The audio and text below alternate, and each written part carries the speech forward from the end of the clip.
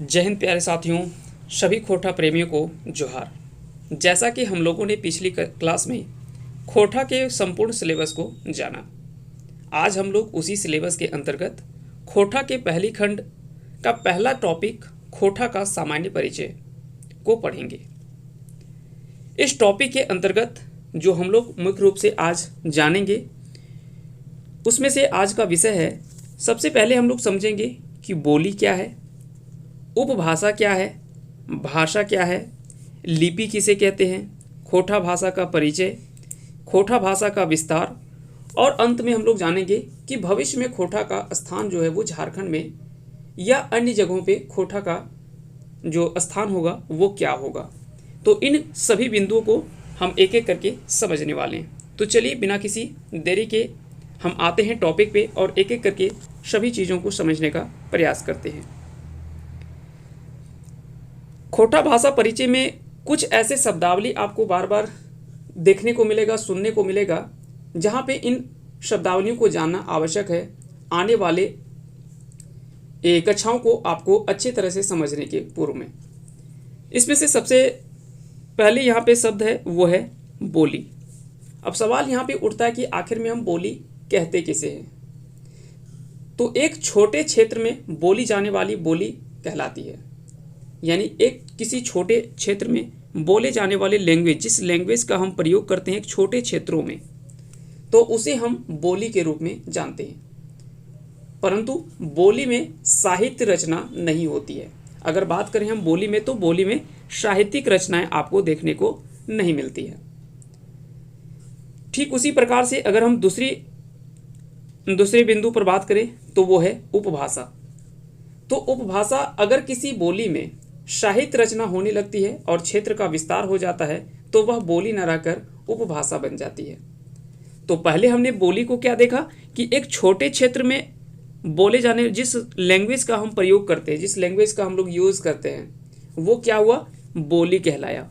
और यहाँ पे क्या देखा कि यहाँ पे साहित्यिक रचनाएं नहीं होती है।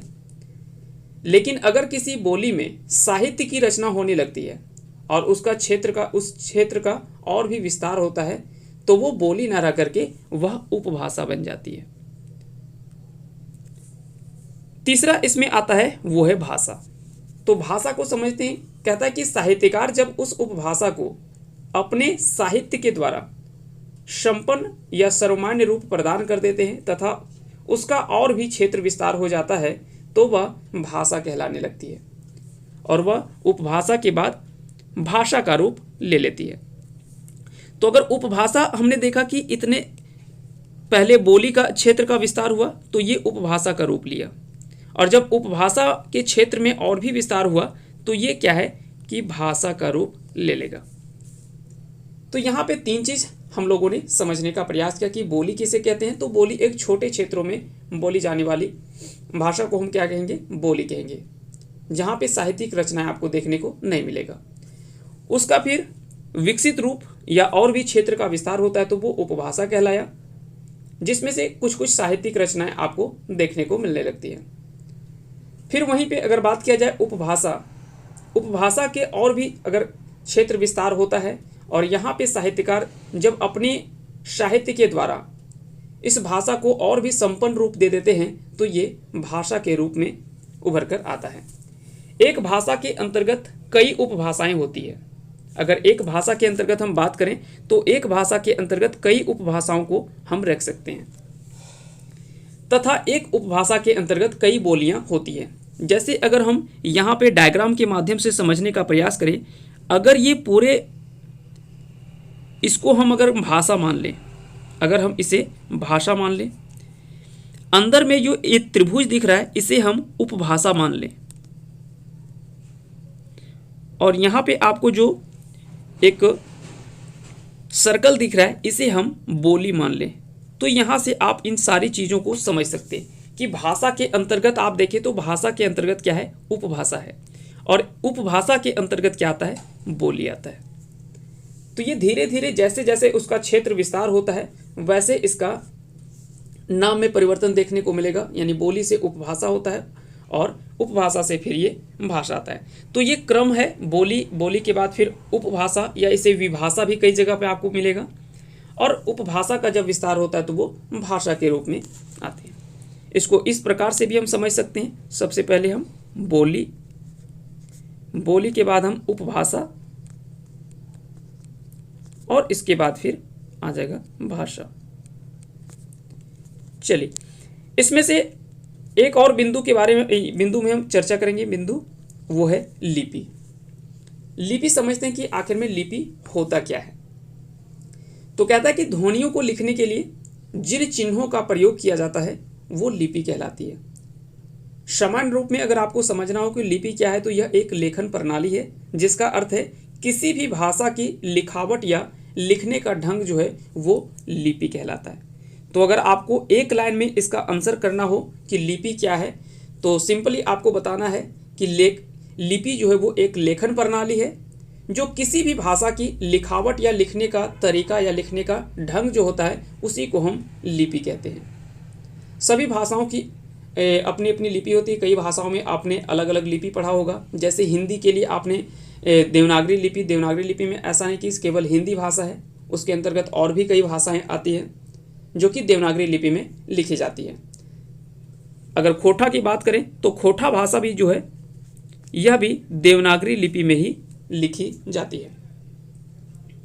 उसके अलावा और भी कई ऐसी भाषाएं हैं जो कि देवनागरी लिपि के अंतर्गत आता है। देवनागरी लिपि की अगर बात किया जाए तो इसका जो एक विशेषता है वो क्या है, यह भाषा, यह लिपि जो वो बाएं से दाएं ओर लिखी जाती है। तो कई बार यहाँ से सवाल भी बनता है कि देवनागरी लिपि लिखी जाती है तो बाएं से दाएं ओर, यानी बाएं क्रम से हम लिखना स्टार्ट करते हैं। किसी भी चीज़ को मान लेते हैं, एक सेंटेंस हमने लिखा कि झारखंडिक राजधानी रांची, इस तरह से देखिए तो यहाँ पे हमने क्या किया, शुरुआत हमने यहाँ से किया और दाएं ओर हम चल रहे हैं, तो ये क्या हुआ, देवनागरी लिपि हुआ। ठीक उसी प्रकार से और भी कई ऐसी लिपियाँ हैं जो कि आपको दाएं से बाएं ओर लिखा जाता है, जैसे खरोष्ठी लिपि। तो ये कुछ आपको चीज़ें समझना था। आइए हम आगे बढ़ते हैं और अब हम बात करते हैं खोटा भाषा के सामान्य परिचय की ओर। खोटा भाषा के परिचय में हम बात करेंगे तो सबसे पहले समझते हैं खोटा भाषा के बारे में। तो खोटा भाषा झारखंडिक सदानी भाषा सबले समृद्ध शकत सुसंतर और सैतल भाषा है। जे झारखंडिक मोटा मोटी 15-16 जिलाएं और 31,000 वर्ग मील, यहाँ पे बीएन ओदार के अनुसार से 34,000 वर्ग मील बताया गया है, जैसे ढांगा और ओसार क्षेत्र पसरल है। तो खोटा भाषा झारखंड की सदानी भाषा की एक समृद्ध, मजबूत और सुव्यवस्थित भाषा के रूप में जानी जाती है, जो झारखंड के अगर देखा जाए तो लगभग 15 से 16 जिलों में और क्षेत्र के आधार पर 31,000 वर्ग मील जैसे क्षेत्रों में जो वो फैला हुआ भाषा है। 1.5 करोड़ से ज़्यादा लोग इसके लोकप्रिय भाषा के रूप में मानते हैं खोटा को। तो 1.5 करोड़ से ज़्यादा लोगों के लिए यह लोकप्रिय भाषा के रूप में जाना जाता है खोटा। इससे आप यहाँ पे एक खोटा की लोकप्रियता का अंदाज़ा भी आप लगा सकते हैं कि खोटा कितनी लोकप्रिय भाषा है झारखंड में। झारखंड के अलावा अन्य जगह पे भी खोटा का उपयोग किया जाता है, उसके बारे में भी हम आगे चर्चा करेंगे। खोटा की अगर बात किया जाए तो यह जो भारोपीय भाषा परिवार की भाषा है। तो खोटा भाषा की बात करें तो यह भारोपीय भाषा या आर्य भाषा परिवार के अंतर्गत आता है। भाषा परिवार अगर बात किया जाए तो भारत में आपको मुख्य रूप से 4 भाषा परिवार आपको देखने को मिलते हैं। कौन कौन सा इसमें से आएगा, तो सबसे पहले इसमें अगर 4 खंडों में हम लोग बांट करके देखें तो सबसे पहला जो आता है वो आता है भारोपीय, फिर उसके बाद आता है द्रविड़, ठीक है। दूसरा इसमें से जो हम लोग बात करते हैं वो हम लोग बात करते हैं द्रविड़ का। फिर उसके बाद आता है ऑस्ट्रिक, और चौथी जो इसमें से भाषा परिवार है वो है चीनी तिब्बती। तो यहाँ पे आपको 4 भाषा परिवार देखने को मिलता है भारत में, मुख्य रूप से भारोपीय भाषा परिवार, द्रविड़ भाषा परिवार, ऑस्ट्रिक भाषा परिवार और चीनी तिब्बती। भारोपीय भाषा परिवार के अंतर्गत अगर देखा जाए तो कई भाषाएं उसके अंतर्गत आती हैं, जैसे संस्कृत, हिंदी, बांग्ला, मैथिली, सदानी। ये सभी भाषाएं जो वो भारोपीय भाषा परिवार के अंतर्गत ही आता है। तो इसमें से हम एक यहाँ पे समझते हैं सदानी भाषा। बाकी अन्य भाषाओं पे हम अभी नहीं जाएंगे। हम मुख्य रूप से जो हमारा टॉपिक है वो सदानी भाषा के अंतर्गत है। द्रविड़ भाषा परिवार में अगर बात किया जाए तो यहाँ पे कुड़ुख, माल्तो या तो फिर माल्टो, जो कि सौरिया पहाड़िया, माल पहाड़िया जैसी जनजातियों की भाषा है, माल्तो या फिर माल्टो, तो ये द्रविड़ भाषा परिवार के अंतर्गत आती है।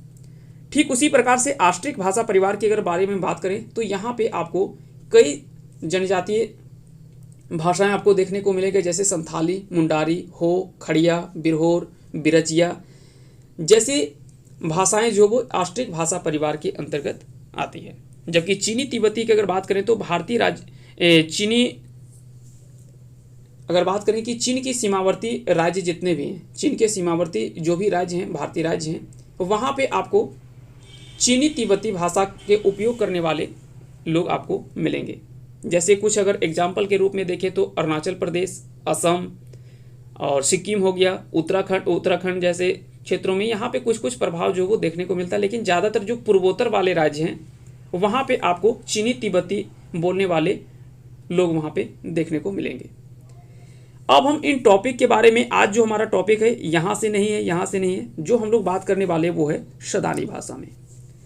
फिर यहाँ पे भारोपीय भाषा परिवार के अंतर्गत आता है सदानी भाषा, और सदानी भाषा के अंतर्गत जो है हम लोग यहाँ पे फिर सदानी भाषा में 4 भाषा के बारे में हम यहाँ पे चर्चा करेंगे। पहला इसमें आएगा खोरठा, उसके बाद है आपका नागपुरी, फिर आता है कुरमाली, और उसके बाद है चौथा जो है वो है पंचपरगनिया। तो ये चारों भाषाओं में आज जो हम लोग बात करने वाले हैं वो खोरठा भाषा। तो इसी सदानी भाषा के अंतर्गत जो आपका भाषा है खोरठा के बारे में आज हम लोग समझने वाले हैं। इसे उपभाषा के रूप में मान सकते हैं कि सदानी भाषा का ही उपभाषा है, जो कि खोरठा, नागपुरी, कुरमाली और पंचपरगनिया। यहाँ से भी सवाल जो वो कई बार पूछे जाते हैं कि खोरठा जो वो किस भाषा के अंतर्गत आता है या किस भाषा परिवार के अंतर्गत आता है। तो अगर भाषा परिवार अगर आपसे पूछा जाए तो वहाँ पे आंसर जो होगा वो होगा भारोपीय या तो फिर आर्य भाषा परिवार के अंतर्गत आता है। आइए चलिए आगे बढ़ते हैं। उम्मीद करते हैं कि यहाँ से आपको सभी चीज़ें समझ में आ गए होंगे।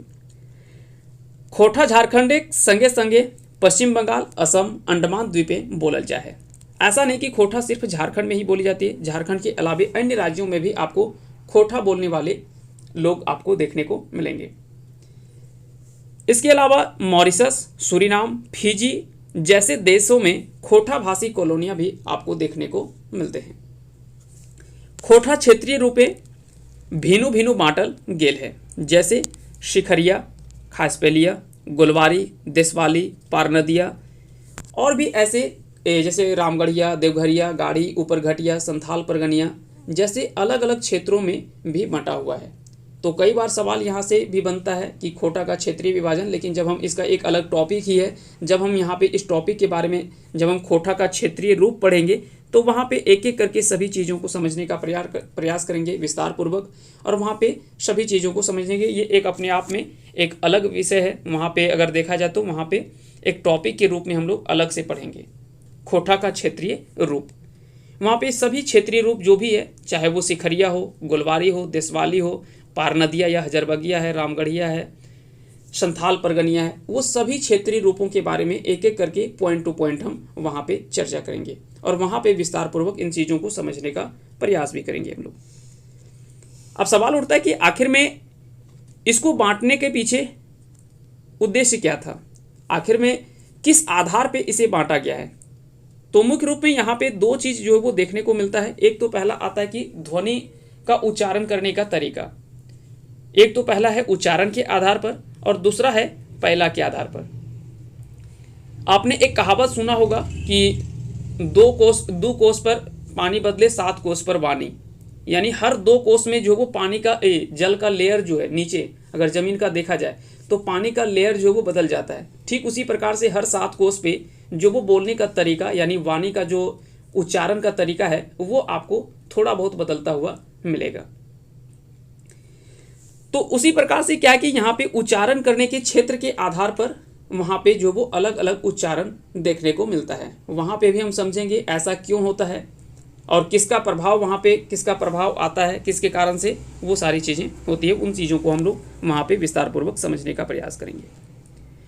खोटा के मुचियाली, डोमाली, कुर्मियाली नामे भी जानल जाए। खोटा को अन्य नाम से भी जाना जाता है जिसे मुचियाली, डोमाली और कुर्मियाली के नाम से भी जाना जाता है। लेकिन खोटा एक कह सकते हैं कि सर्वमान्य रूप में सबसे ज़्यादा विकसित नाम है इसका, इसलिए खोटा के नाम से ही जाना जाता है। लेकिन हो सकता है कि सवाल अगर यहाँ से पूछा जाए कि इनमें से खोटा को अन्य किस नाम से जाना जाता है, तो मुचियाली, डोमाली और कुर्मियाली नाम से भी खोटा को जाना जाता है। खोटा नाम बेसी लोकिक मते मानल आधार भारतीय पूर्णालिपि खरोष्ठी शब्द से मानल गेल है। अब यहाँ पे खोटा तो हमने बात किया कि खोटा भाषा का नामकरण जो है वो खोटा नाम जो वो ज़्यादा पॉपुलर क्यों है। तो खोटा नाम जो है वो ज़्यादातर साहित्यकार की बात करें या अन्य लोगों के मत के आधार पे खोटा जो नामकरण किया गया है वो भारत की पुरानी लिपि खरोष्ठी शब्द से निकल करके आया हुआ है। यहाँ पे चाहे वो एके झा हो, एके झा के अनुसार से भी खोटा का शब्द की उत्पत्ति जो मानते हैं वो खरोष्ठी शब्द से ही मानते हैं।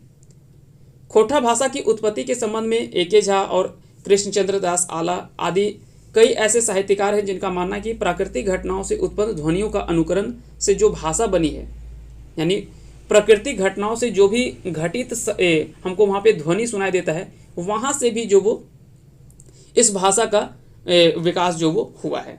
ऐसा हम कई ऐसे साहित्यकार जो कि खोटा के जाने माने साहित्यकार माने जाते हैं। कृष्णचंद्र दास आला हो गए, एके झा हो गए, ये साहित्यकारों का अपना अपना मत है।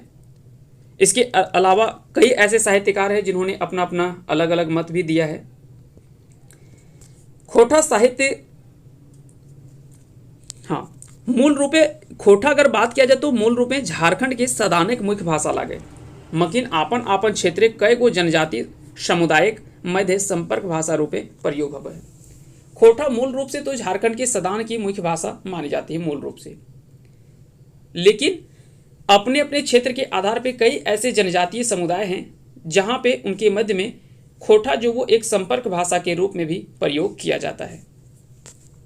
आइए आगे हम बात करते हैं खोटा साहित्य के रूप में। तो खोटा साहित्य आरो क्षेत्रीय भाषा की तुलना में बेसी समृद्ध भेटा है। तो खोटा साहित्य की अगर बात किया जाए तो और भी जो भी क्षेत्रीय भाषा है, चाहे वो और भी जो भी क्षेत्रीय यहाँ की भाषा है, कई ऐसे क्षेत्रीय भाषा हैं जिसमें से अगर बात करें खोटा, नागपुरी, कुरमाली, पंचपरगनिया, संथाली, मुंडारी हो जैसी कई ऐसी भाषाएं हैं। तो उन सभी क्षेत्रीय भाषाओं में अगर देखा जाए तो खोटा यहाँ पे जो वो अन्य भाषाओं की तुलना में ज़्यादा समृद्ध देखने को मिलता है। अब ऐसा समृद्ध क्यों होता है? क्योंकि खोटा साहित्य की रचना जो है वो आपको गद्य पद्य के रूप में हो या तो शिष्ट साहित्य की लगभग सभी विधाओं में, चाहे वो कविता हो, खंड काव्य हो, महाकाव्य है, गीत, कहानी, नाटक, उपन्यास, लघु कथा, संस्मरण हो, यात्रा वृत्तांत, शब्दचित्र, जीवनी, आत्मकथा, समीक्षा, आलोचना आदि में रचनाएं जो वो उपलब्ध है। इस कारण से भी जो वो खोटा को एक समृद्ध भाषा के रूप में जाना जाता है झारखंड में। तो ये भी आपको याद रखना है कि खोटा अन्य क्षेत्रीय भाषाओं की तुलना में खोटा यहाँ पे जो वो अन्य भाषाओं की तुलना में असमृद्ध देखने को मिलता है। आखिरी में यहाँ पे सवाल उठता है कि खोटा में भविष्य का स्थान, भविष्य में खोटा का जो स्थान होगा वो क्या होगा। तो जिस प्रकार से सरकार के द्वारा कदम उठाए जा रहे हैं क्षेत्रीय भाषाओं को विकसित करने के लिए, हम यहाँ पे केवल खोटा ही नहीं बात करते हैं, जो भी क्षेत्रीय भाषाएं हैं उनको जिस प्रकार से अनिवार्य किया जा रहा है, तो केवल यहाँ पे अभी तो आपको प्रतियोगिता परीक्षाओं में देखने को मिल रहा है कि प्रतियोगिता परीक्षाओं में जो वो अनिवार्य रूप यहाँ पे किया जा रहा है। लेकिन हो सकता है कि आने वाले समय में जो विद्यालय महाविद्यालय हैं वहाँ पे पढ़ाया तो जा रहा है वर्तमान में, परंतु अनिवार्य रूप से नहीं, ऐच्छिक रूप में, कि अगर आपको आपको इच्छा है कि हमको खोटा रखना है तो आप रख सकते हैं, अगर आपको इच्छा है कि हमको नागपुरी रखना है तो आप रख सकते हैं, लेकिन इसे अनिवार्य नहीं किया गया है। अगर भविष्य में इसे अनिवार्य कर देती है और अगर इसे प्रारंभिक शिक्षा में अनिवार्य कर दिया जाए तो भविष्य में खोटा के और भी समृद्ध साहित्यिक रचनाएं देखने को मिलेंगे।